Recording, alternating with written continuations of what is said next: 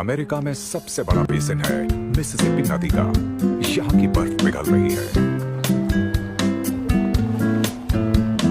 और इस वजह से यहाँ जल पक्षी का जमावड़ा हो जाता है। इस विशाल नदी के उथले किनारों पर ये बड़ी तादाद में नजर आते हैं। ये यहाँ दावत उड़ाने आए हैं। यहाँ हजारों गिज़र्ड शैर्क मरी पड़ी हैं, एक तरह की हेरिंग मछलियां जो बर्फीली सर्दियों में टिकी नहीं रह पाई। ठोस बर्फ में इनकी लाश सड़ नहीं पाई है। बसंत में बर्फ पिघलने पर ये सतह पर तैर आई हैं और गल तो जैसे इसी मौके का इंतजार कर रहे थे। पर एक और जीव है जो इस दावत में घुसपैठ करने आ रहा है। सर्दियों के कठिन महीनों के बाद बॉल्ड ईगल भूखे हैं।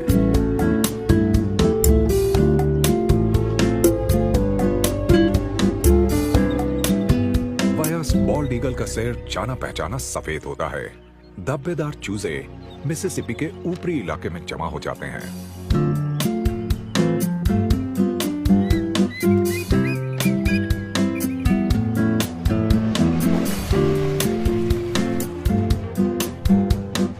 ईगल या गरुड़ नीचे आते हैं और अपने ताकतवर पंजों से मछली पर झपट्टा मारते हैं।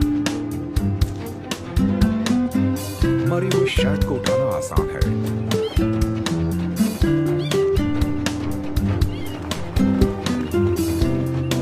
इसके बावजूद ये मुर्दाखोर पक्षी गल्स का खाना चुरा लेते हैं, एक दूसरे का भी।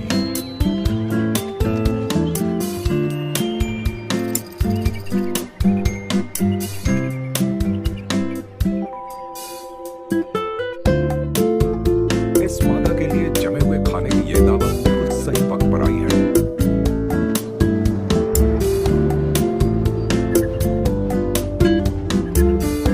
इसे और इसके नर साथी को अपने चूजों का पेट भरना है।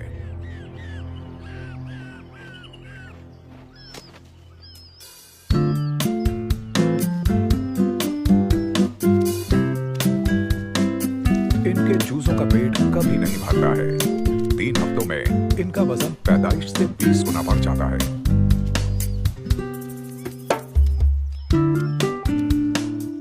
जो कुछ ये अभी नहीं खा पाते उसे बाद के लिए बचा कर रख लेते हैं।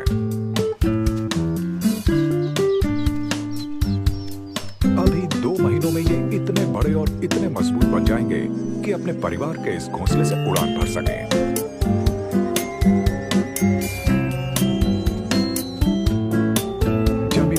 बहते पानी में बदल गई है। धीरे धीरे गिज़र्ड शैर्क मछलियां खत्म हो जाएंगी,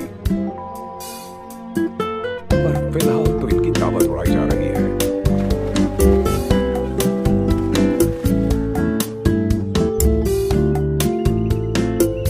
सूरज की बढ़ती तपिश के सहारे विशाल मिसिसिपी नदी भी अब धीरे धीरे जाग रही है।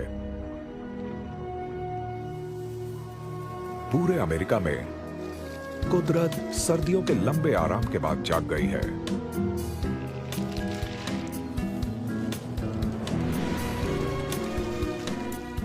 रॉकी पर्वतों पर बर्फ पिघल रही है। पूर्वी जंगलों में नई पत्तियां आ गई हैं। घास के मैदानों में फूल खिल उठे हैं और बारिश ने हवाई द्वीपों की नदियों में उफान ला दिया है।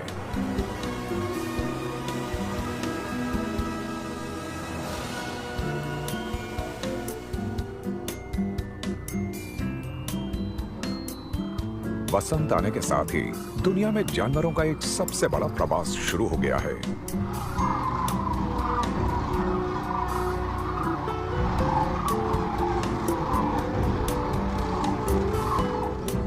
नेब्रास्का की ब्लैक नदी के 120 किलोमीटर लंबे किनारे पर सुबह हुई है। लाखों सैंड हिल क्रेन नदी के उथले सुरक्षित हिस्सों में रात बिताने के बाद अब जाग गए हैं।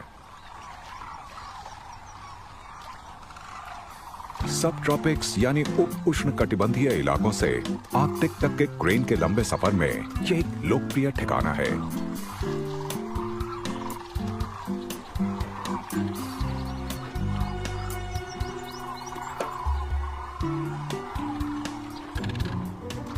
अब प्रजनन का मौसम आने वाला है और इस भीड़ में जो अकेले पक्षी हैं, वो मिलन के लिए साथी खोजने की जुगाड़ में लगे हुए हैं।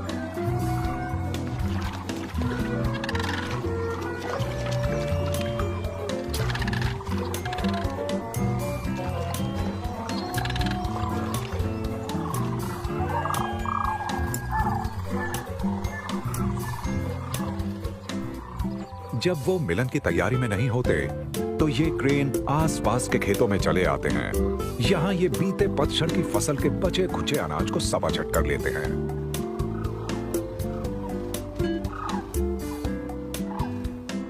नेब्रास्का के आसमान पर सूरज डूब रहा है और क्रेन्स का बड़ा सा झुंड नदी पर वापस आ गया है ताकि रात भर सुस्ता सके। सैंडल क्रेन यहाँ करीब 1 महीना रहेंगे। इसके बाद ये फिर उड़ान भरेंगे। गर्म हवाओं की सवारी करते हुए ये उत्तर की ओर चले जाएंगे।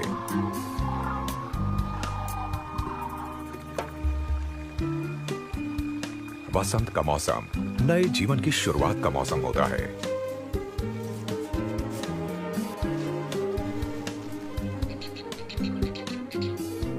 कई जानवर मौसम की शुरुआत में ही बच्चे पैदा कर लेते हैं ताकि सही वक्त पर ये बड़े हो जाएं। कड़ी सर्दियां आने में अभी बहुत देर है, इसलिए ये तसल्ली से बड़े और मजबूत हो सकते हैं।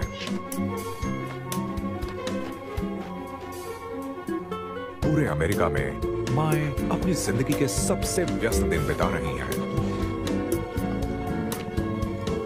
बाइसन का ये बछड़ा कल ही पैदा हुआ था।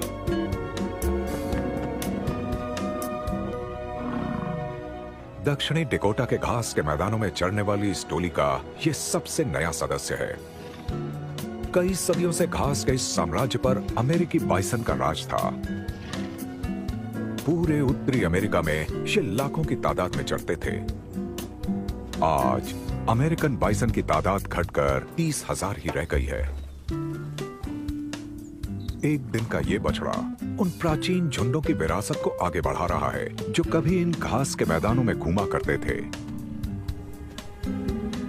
वसंत ऋतु की ये खुशी इस पर पूरी तरह से सवार है।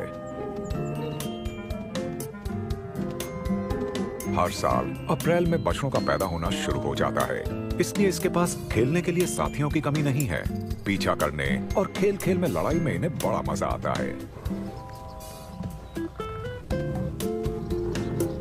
माँ के दूध के सहारे ये तेजी से बढ़ेगा।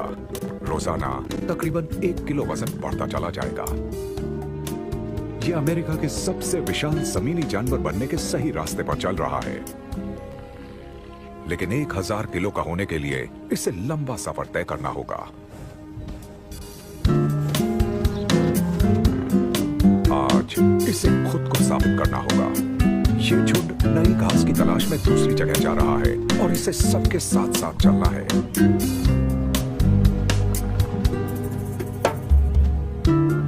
इस खाड़ी को पार करना माँ के लिए बहुत आसान है, लेकिन इस नौसिखिए मुसाफिर को थोड़ा तैयार करना होगा।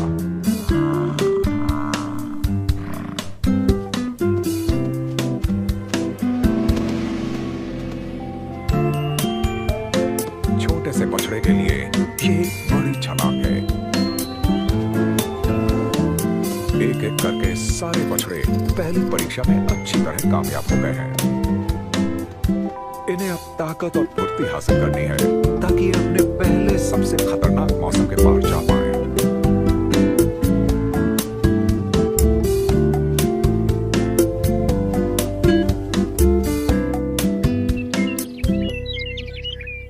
सैकड़ों मीटर ऊपर वायोमिंग के ऊंचे मैदानों पर वसंत थोड़ी देर से आती है। यहाँ बर्फ अप्रैल के महीने तक कायम रहती है। इस जमीन से अभी अभी बर्फ की चादर हटी है। यहाँ घास पूरी है, सब कुछ उजाड़ सा है। पर जैसे जैसे तापमान बढ़ रहा है, घास के मैदानों पर हलचल भी बढ़ रही है। प्रेरी फाउल के लिए ये वसंत में थिरकने और मिलन के लिए दूसरों से मुकाबला करने का वक्त है। नर ग्रेटर प्रेरी चिकन अपना गला फुला फुला कर और थिरक थिरक कर साथी को लुभाने में लग गए हैं। ये अपने गले में मौजूद नारंगी थैली में हवा भरते हैं।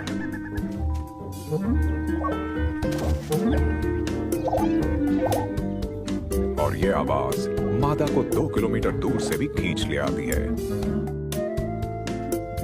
सबसे सजीला प्रदर्शन तो ग्रेटर सेज ग्राउस करता है। ऐसा लगता है मानो इस नर को अपने सीने से किसी चीज को हटाना है। इसके सीने पर मौजूद 2 विशाल थैलियां जब फूल जाती हैं और थिरकने लगती हैं,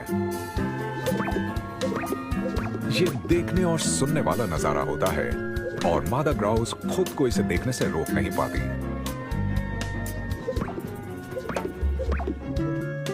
मिलन का मौसम कुछ ही हफ्तों में खत्म हो जाएगा और फिर यह दिखावा अगले बरस ही हो पाएगा।